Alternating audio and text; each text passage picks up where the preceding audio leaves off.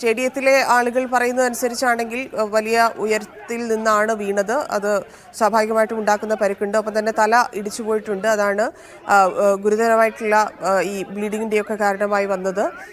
മറ്റെന്തൊക്കെ കാര്യങ്ങളാണ് അവിടെ ദൃക്സാക്ഷികൾ പറയുന്നത്?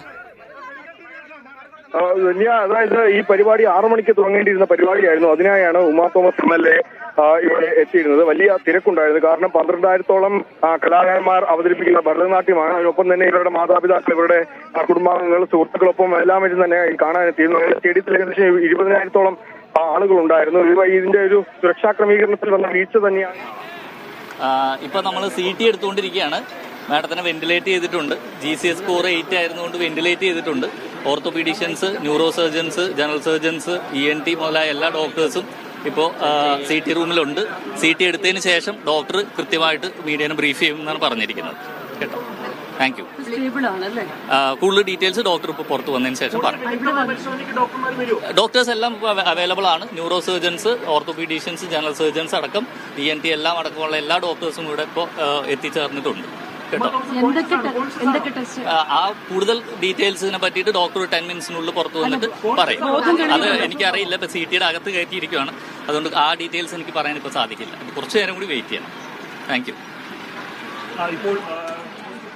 ആശുപത്രിയിൽ നിന്നുള്ള പ്രതികരണമാണ്. സ്കാൻ ചെയ്യുന്നു എന്നാണ് അദ്ദേഹം പറഞ്ഞത്. കൂടുതൽ വിവരങ്ങൾ ഡോക്ടേഴ്സ്, എല്ലാ വിഭാഗത്തിലെയും ഡോക്ടേഴ്സ് എല്ലാവരും എത്തിയിട്ടുണ്ട്. പരിശോധനകൾ നടക്കുകയാണ്. അതിനുശേഷം ഡോക്ടേഴ്സ് മാധ്യമങ്ങളോട് സംസാരിക്കും, വിവരങ്ങൾ പങ്കുവെക്കും എന്നാണ് ആശുപത്രിയിൽ നിന്ന് നമുക്ക് ലഭിക്കുന്ന വിവരങ്ങൾ. നിതിൻ സേവിയർ വീണ്ടും ചേരുന്നുണ്ട്. നിതിൻ, തുടർന്നോളൂ.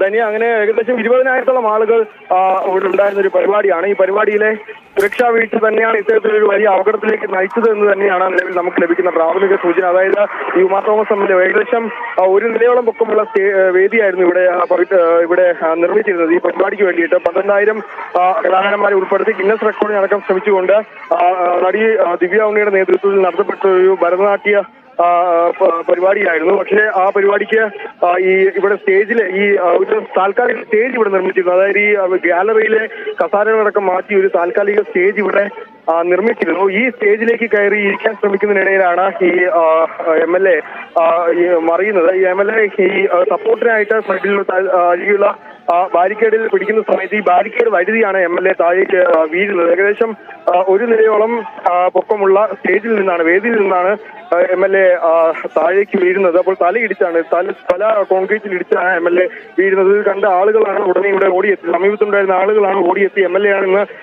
പറയുന്നതും പിന്നീട് MLA പുറത്തേക്ക് എത്തിക്കുന്നതും ആംബുലൻസിൽ കയറ്റിക്കൊണ്ടു പോകുന്നതും. ഇതിൽ ഈ ബാരിക്കേഡ് അത് കൃത്യമായി ഒരു കൃത്യമായ രീതിയിലല്ല ബാരിക്കേഡ് നിർമ്മിച്ചിരുന്നത്. അതൊരു റിബൺ മാത്രം കെട്ടിയാണ് ഈ ബാരിക്കേഡ് നിർമ്മിച്ചിരുന്നത്. അതുകൊണ്ട് തന്നെയാണ് MLA സപ്പോർട്ടിനായി ബാരിക്കേഡിലേക്ക് പിടിക്കുമ്പോൾ ഈ ബാരിക്കേഡ് മറിഞ്ഞ് MLA താഴേക്ക് വീഴുന്നൊരു സാഹചര്യം ഉണ്ടായത്. അതുകൊണ്ട് തന്നെ ഇതിന്റെ സുരക്ഷാ വീഴ്ച തന്നെയാണ് ഇത്തരത്തിൽ വലിയൊരു അപകടത്തിന് വഴിവെച്ചത് എന്ന് തന്നെയാണ് ആളുകൾ നമ്മളോട് സംസാരിച്ച ദൃക്സാക്ഷികളടക്കം നമ്മളോട് ഏതായാലും പറയുന്നത്. ഈ പരിപാടി ഇപ്പോൾ ഇവിടെ വീണ്ടും പുനരാരംഭിച്ചിട്ടുണ്ട്. ഈ മന്ത്രി സജി ചെറിയൻ അടക്കമുള്ള DGP അടക്കമുള്ളവർ ഈ സംഭവ സ്ഥലത്തുണ്ടായിരുന്നു. ഏതായാലും ഇപ്പോൾ ഈ പരിപാടി ഇവിടെ പുനരാരംഭിച്ചിട്ടുണ്ട്. ദൃക്സാക്ഷികളടക്കം നമ്മൾ സംസാരിച്ചിരുന്നു. MLA വീണ ഉടനെ തന്നെ MLA സമീപത്തുണ്ടായിരുന്ന ആളുകളെല്ലാം ഓടിക്കൂടി ഉടൻ തന്നെ പുറത്തേക്ക് എത്തിക്കുകയും ആംബുലൻസ് വിളിച്ചു വരുത്തി MLA ആശുപത്രിയിലേക്ക് കൊണ്ടുപോവുകയുമായിരുന്നു. ഈ വലിയ തോതിലുള്ള തിരക്ക്, കാരണം ഇത്രയും ആളുകൾ ഈ സ്റ്റേജിലുണ്ടായിരുന്നു, അപ്പോൾ ഇത്രയും ആളുകൾ ഈ ഗാലറിയിൽ ഉണ്ടായിരുന്നു, അപ്പോൾ ഇതിന് വേണ്ട ഒരു സുരക്ഷാ ക്രമീകരണങ്ങൾ ഒരുക്കിയിരുന്ന സംഘാടകർ എന്ന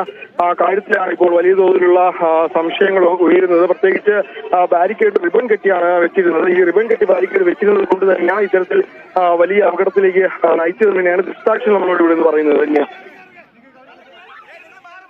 ഈ പരിപാടിക്ക് ശേഷമായിരുന്നോ ഇപ്പോഴും പരിപാടി തുടരുകയാണോ? നേരത്തെ ഇത് തുടങ്ങാൻ ലേറ്റായി എന്നൊക്കെ പറഞ്ഞിരുന്നു. ആ സമയത്താണോ MLA എത്തിയിരുന്നത്?